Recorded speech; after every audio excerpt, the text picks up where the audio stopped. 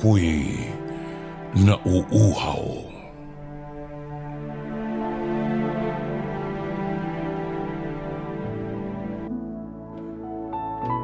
Ako'y nauuhaw. Sa oras na ito, alam na ni Jesus na nagampanan na niya ang lahat. At upang magkaroon ng katuparan ang nasusulat, winika niya, ako'y nauuhaw.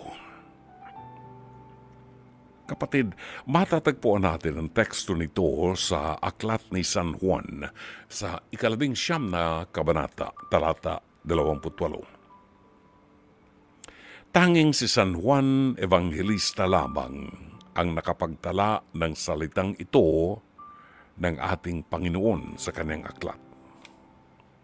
Matatandaan po natin na sa bundok ng Golgota, samantalang nakapako ang Panginoon sa krus at naghihingalo, naroon ang tatlong mahahalagang tao sa kanyang buhay.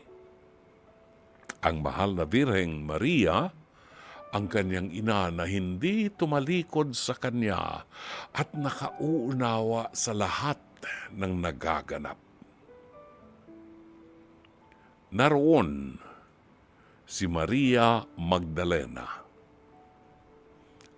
ang kaisa-isang babaeng malapit sa pulso ni Jesus na nag-fund ng mga missions ng ating Panginoon.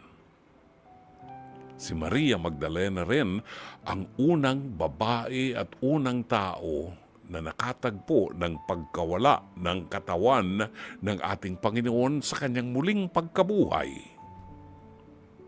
Si Maria Magdalena rin ang unang nagpahayag ng pagkabuhay ni Jesus. At ang pangatlong tao ay walang iba kundi si San Juan Evangelista, ang malapit sa puso ni Jesus na kanyang alagad. Sa Ebanghelyo ni na San Mateo at San Marcos, tinalakay lamang nila ang pagpapainom kay Jesus ng maasim na alak. Marahil ay sapagkat higit na malapit si San Juan sa krus, sanhi upang madinig niya ang panaghoy ni Jesus. Ako'y nauuhaw. Ito yung sandaling hindi na makasigaw si Jesus at parang nawawala na siya ng lakas ng katawan. Pabulong na sinabing, ako'y nauuhaw. At tanging si San Juan Evangelista ang nakadinig sapagkat malapit siya sa paanan ng krus.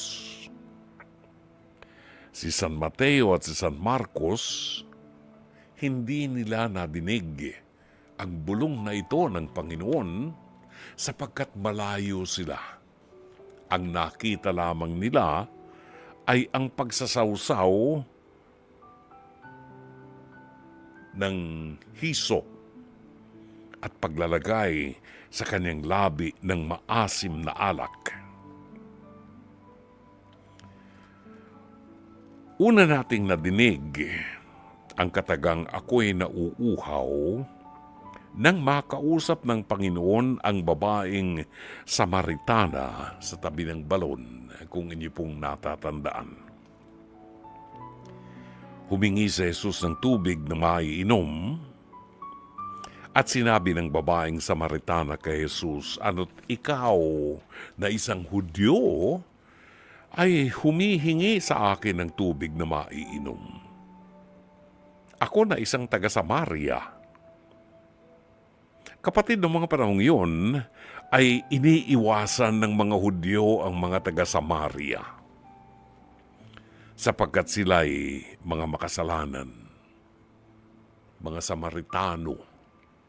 Natatandaan nyo yung isang Samaritano na hinold up at iniwanan na ginulpi-gulpi, sugatan ng katawan? Yung mga high priest ay umiiwas at isang Hudyo lumapit para iligtas ang isang Samaritano. Sa tagpong ito, ipinakita ni Jesus ang kanyang pagmamahal sa lahat, lalo tigit sa mga makasalanan.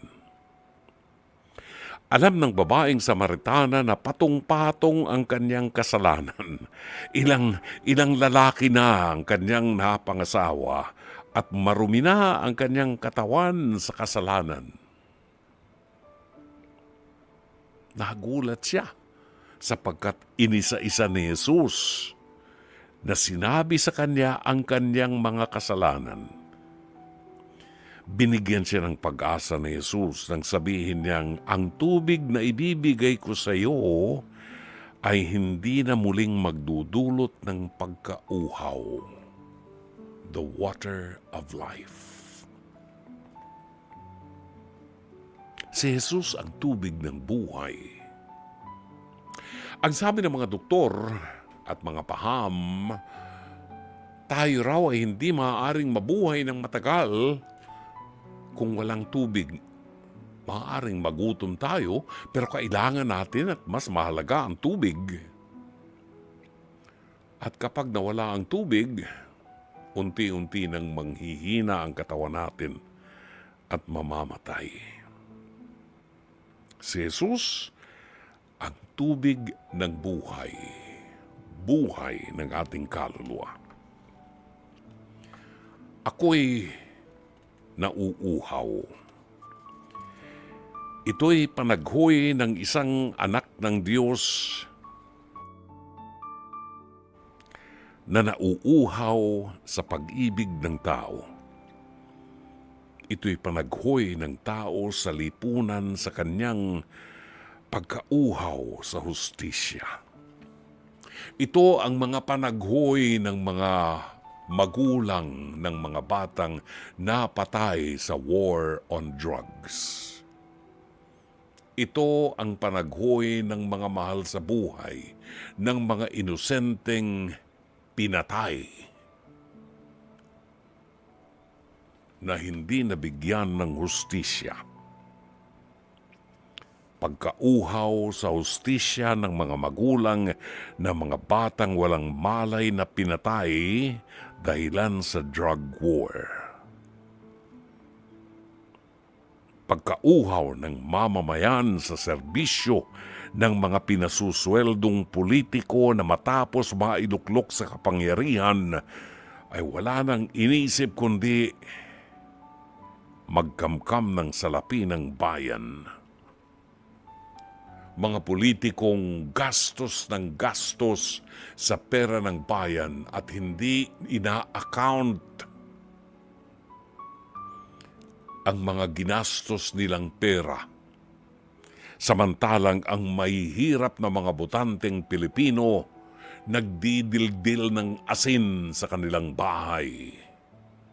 At ang perang nasa gobyerno ginagastos ng ilang mga politiko na walang accountability. Ako'y nauuhaw. Pagkauhaw ng mga magulang na mga matatanda na sa pag-ibig at atensyon ng anak. Ikaw, kapatid, saan ka nauuhaw? Kaya mo pa bang tiisin ang iyong uhaw? O gusto mo nang sumigaw at sabihin, ako'y nauuhaw sa iyong pag-ibig?